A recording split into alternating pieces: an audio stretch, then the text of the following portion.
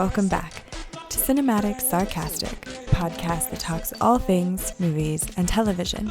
I'm Natalie, and I'm your host. On today's episode, we are going to be talking about the season finale of House of the Dragon. I don't even know where to start with this one. I was debating on whether or not to wait and record this episode tomorrow so that my feelings could calm down a little bit.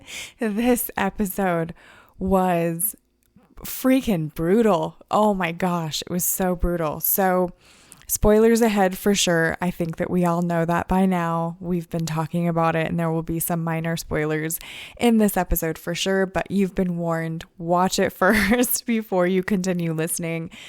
So in this episode, we start off with Princess Rhaenys landing in Dragonstone and telling Rhaenyra that her father is dead and that Alicent has crowned her own son king.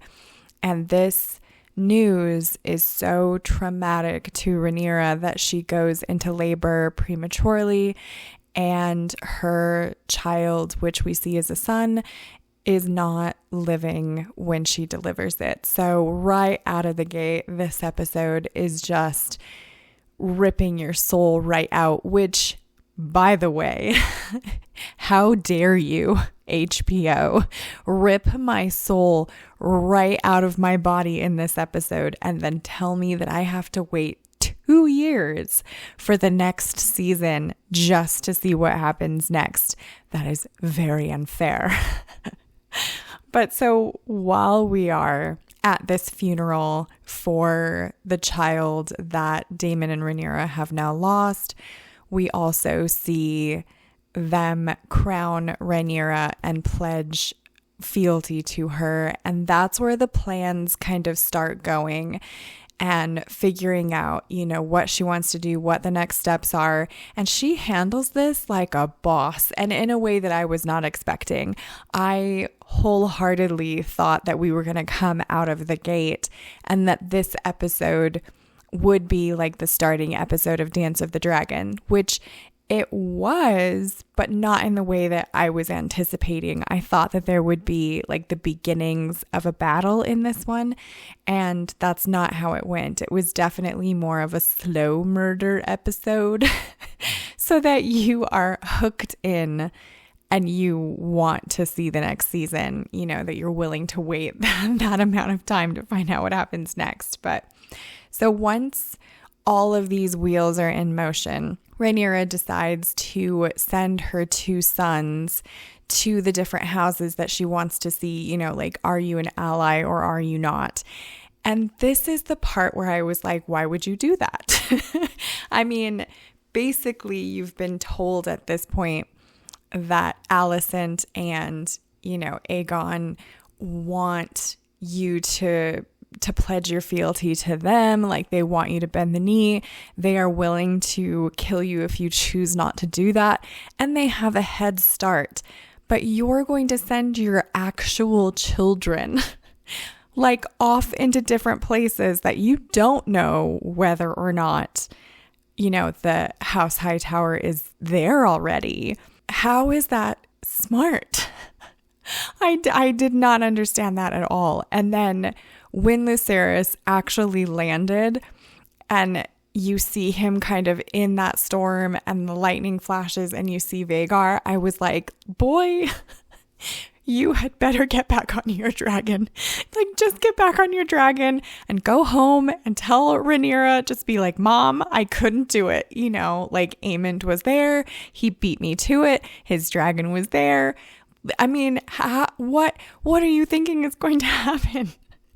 Like, Aemond is crazy. Get back on your dragon. What are you doing? And I honestly, I guess I didn't know what was going to happen in that sequence with Aemond and Lucerys. I certainly didn't think that it was going to end in the way that it did. And just spoilers, I already warned, but the death of Lucerys, I can't even tell you the death of Lucerys and how that just ripped my gut right out. He's like a little boy completely innocent. Like, Aemond is not a child, like, Aemond is an adult. Aemond should know better.